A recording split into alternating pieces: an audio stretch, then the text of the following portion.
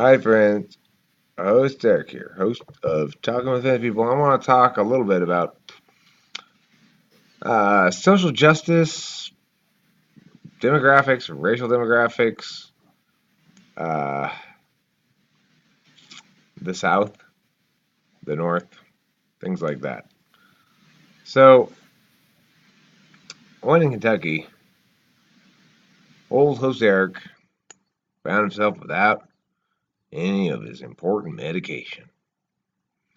Yep, turned out old host Eric traveled all the way to Kentucky without bringing any weed. So, as a consequence, I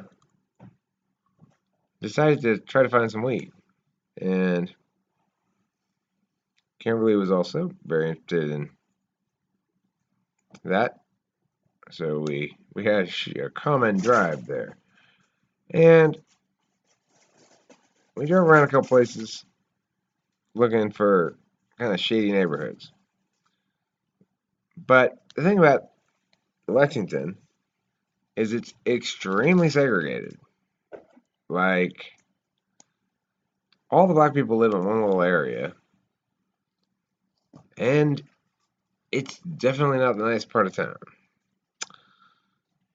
And it's just like in the movies.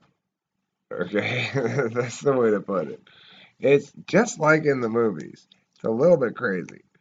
Now, no, me and Cam are driving a big white Chevy Tahoe, a big white newish Chevy Tahoe with shiny rims, and two people who clearly do not belong in this neighborhood.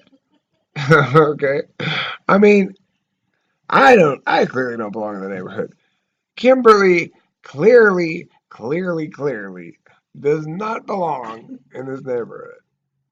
And so, uh, so, but at this point, I'm thinking, well, I'm gonna have the trouble, and I don't know. Kimberly really wants some. I really want some. I might as well just, yeah. So we go down there, try to get this. I pull up to some guys, and I'm like, hey, you know where we can get any weed?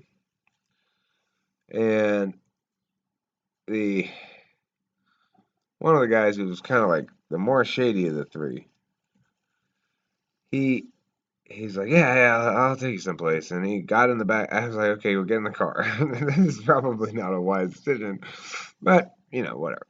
So he he wants to.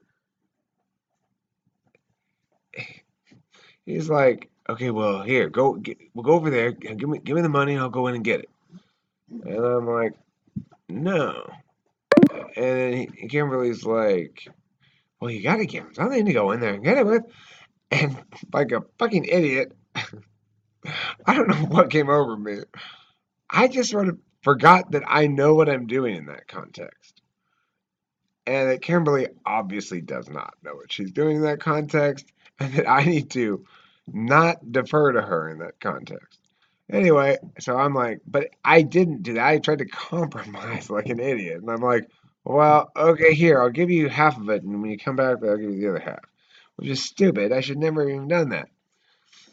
Anyway, we drive him around a few different spots before he does finally steal my $20. And I should have driven away right then, but I didn't. So, because then this lady came up to the car and she's like, oh, you can't trust him, you can't trust him. And then she started fucking hustling us, basically. And again, I sort of looked at Kimberly and she's like, well, and I'm like, okay, we'll get in the car. And then she ends up stealing 40 from us. And then just to be extra fucking stupid, I get another $20 stolen from us. One a third time. I tried to buy weed from this guy. Now this one seemed more legit. I mean, this one I was doing it my way, but he sold us with just fucking grass in a bag because as soon as he got back in the car with the weed, supposedly, which I was gonna check out first, Kimberly like wads up the money and throws it in the back seat of him.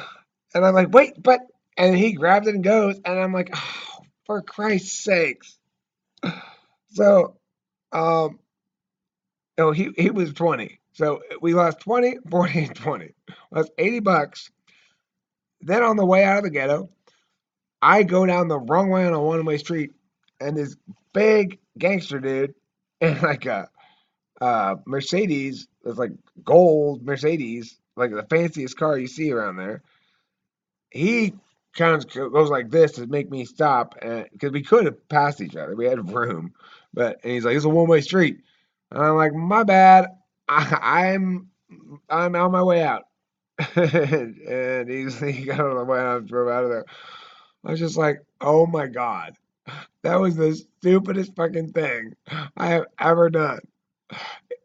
I mean, I don't know what I was thinking going down there in the first place. Especially with Kimberly in the car. That was the problem. If I was gonna go do that, I need to go do that shit by myself. Anyway, but the beautiful thing about it is we got out of there fine enough, and it was like an $80 uh, um, tour of sorts. It was, you would definitely pay at least $80 to have that experience. If of go down to the southern ghetto, the most ghettoiest of ghettos, and drive drive three random, really fucking shady looking people around in your car. And then the other thing I want to mention about this whole story is fucking um the cop. There was a cop in the neighborhood, a white cop in a car. We're stopped to the side, waiting for this guy to come back with our weed, supposedly. And the cop, here's where I'm parked. Here's the stop sign. He's coming along here. He doesn't stop at the stop sign. He stops here, and he looks at me, and I'm like, "Hey, give him one of those." And then I look at my phone and start doing shit. And he's, he kind of like, then I look up, he driving on. And then a little while later, we're in a different spot, parked and pulled over. He passes us again. And at this point, Kimberly's starting to go like, okay, we've got to get out of here. We've got to get out of here. Um, and of course, nothing bad happened except we lost $80. As Kimberly said, it's like we gambled. We went and played blackjack. Here, let's each gamble $40 at blackjack. Or it's like we went out to a super expensive dinner that night instead of pretty cheap dinner, which we had. Yeah, we try to explain it like that. But I think the most important thing is that's an $80 story right there. That's easily an $80 story. That's $80 worth of bonding right there. That's the sort of thing good marriages are built off of.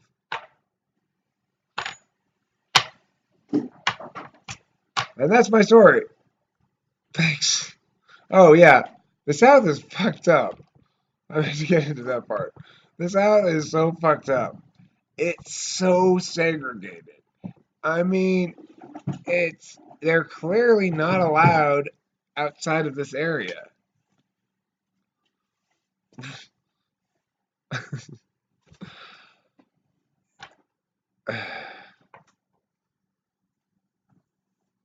It's also of note that like of all the places we were anywhere in Lexington, it was by far the most active area. It's like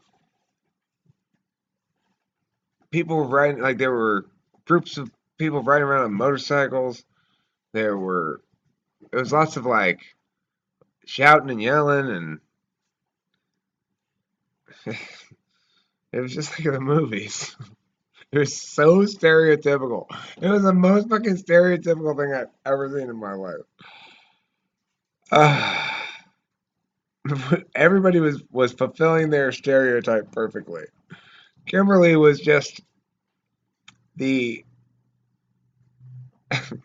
the archetype of a oblivious girl from Glendora, from the hills. She's I don't think she'd ever been in such a place before. So anyway, it was pretty hilarious. I don't begrudge them the $80. We deserved it. Thanks for watching Talking with Famous People. Don't forget to eat plenty of cheese. And stay out of the ghetto.